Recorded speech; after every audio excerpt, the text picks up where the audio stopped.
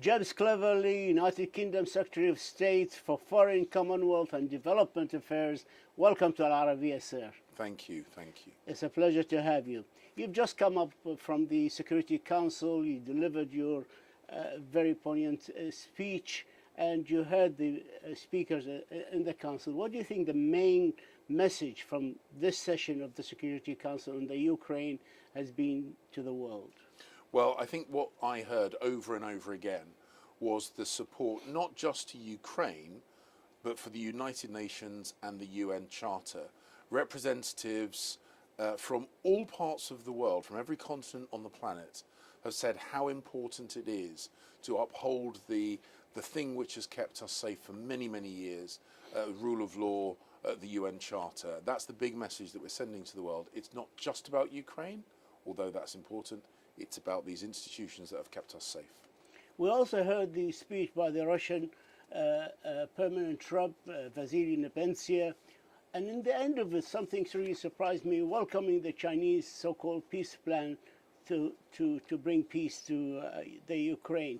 He welcomed it, while their position in the past, we heard many times, that they will not sit to the negotiating table unless the Ukraine accept the annexation of their land occupied by Russia and some phony referendums being conducted there.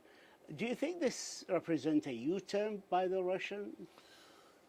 Well, obviously we look at the documents that the Chinese have put forward, and of course there are some important elements within it, opposition to the use or the threat of nuclear weapons, the support for the UN Charter. So we, of course, will always look seriously at the document. And I hope that the Russian leadership are finally understanding the truth, which is the world is condemning their actions. The world wants to see this war end, and the world wants to see Ukraine safe and secure within its internationally recognized borders. And I hope that this is a step in the right direction. In all honesty, I am still unconvinced that Vladimir Putin is serious about peace.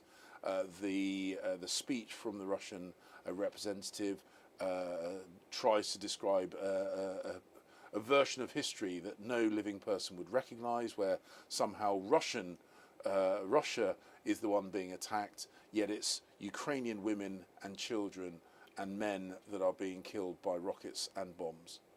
When the GA last night passed the resolution on demanding the immediate end of war in Ukraine and for Russia to pull its forces from Ukrainian territories, does that include the Crimea?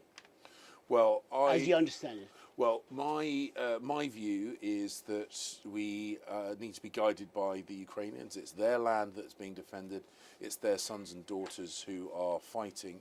The phrase that's been used over and over again is that within the internationally recognized borders. And I think what Russia should understand, and what the whole world must understand, is that we do not accept the redrawing of national boundaries by force. It is completely contrary to the UN Charter. That is the big issue that we are seeking to defend. But you're leaving the decision to the Ukrainians to make. Well, ultimately, they are the country, they are the government that are engaged in their self-defense. They have to be the country that makes decisions about what terms they would be willing to accept. I understand the United Kingdom and France are not members of START. But how do you view the suspension of START by Putin a few days ago? Well, as I said in my speech to the Security Council, as Vladimir Putin realizes that his attempt to invade Ukraine is unsuccessful, he will use all kinds of threats, he will use all kinds of escalatory language, he will try and intimidate us from doing the right thing. I suspect that this is part of that strategy, and we should recognize it for what it is. It's a demonstration of weakness rather than demonstration of strength. There is no threat to Russia. Nobody is talking about damaging Russia. What we are saying is Russia must stop attacking Ukraine. Reports are circulating about China that it's considering supplying Russia with lethal aid. If this happens, what does that mean to the war in the Ukraine and to the Chinese Western relations as a whole?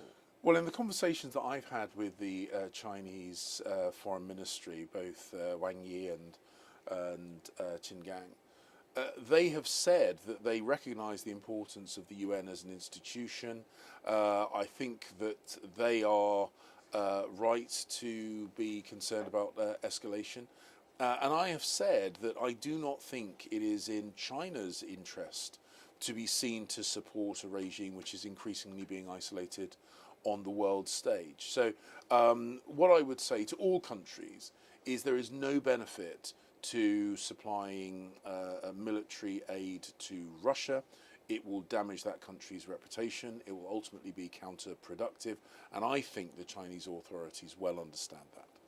The United Kingdom are the second biggest military donor to Ukraine after the United States. What can you tell us about the June conference in London to support the Ukraine? Well, we have made it clear that we need to support Ukraine until it regains its land back and it reestablishes its territorial integrity. But once the conflict is over, we have to make sure that Ukraine is safe and secure and that we can rebuild their infrastructure. So that's what the conference will be in June. It will be looking to ensure that the international cooperation that we're seeing on the military side is now also matched in terms of the rebuilding of their infrastructure. Is there a figure that you're aiming to? No, we're not aiming a particular figure because we won't know how much is necessary until we see the damage, the totality of the damage that's been inflicted. Time's caught up with us. I'm getting my signal. I have one last question allowed. Iran. They have admitted enriching uranium to high levels, nearly 90%, which is weapon grade. They also have a lot of behaviors by the Iranian Republican Guard Corps, IRGC. They've been designated in the United States as a terrorist group.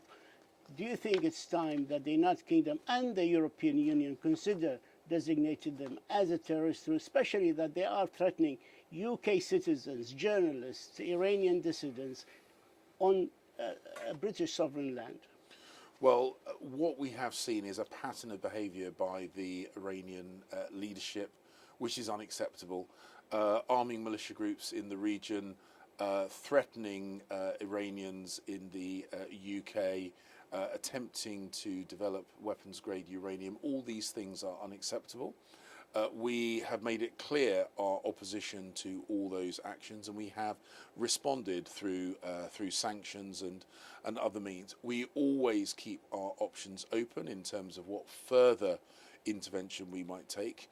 But Iran and the Iranian leadership should understand that the decisions they are making are hugely counterproductive to Iran's own interests, and what we want to see is a peaceful Iran at peace with its neighbours, not being a threat, a successful Shia republic. That would be very happy with, but their current behaviour is unacceptable. James Cleverly, United Kingdom Secretary of State for Foreign, Commonwealth and Development Affairs. Thank you, sir, as always, for your insight, and we thank you for this interview. Thank you, sir. Thank All you. the very best of luck. Thank you very much. Thank you.